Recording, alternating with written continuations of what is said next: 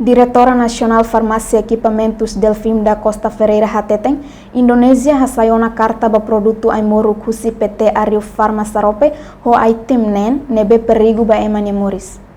Diretor Nasional Farmácia Equipamentos Delfim da Costa Ferreira hatu assunto neba jornalista Sira foi participar em encontro Organização Mundial Comércio e a Palácio das Cinzas Kai Colidili sexta-feira semana ne. Badan POM Indonesia pasaitan mana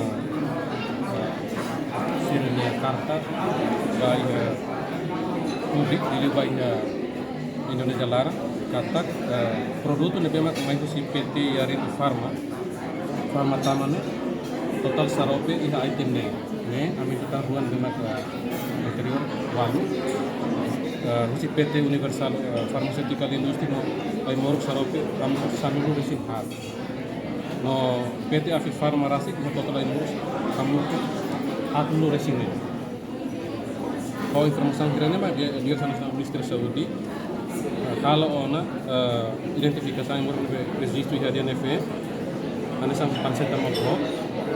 paracetamol strawberry uni baby antacida doen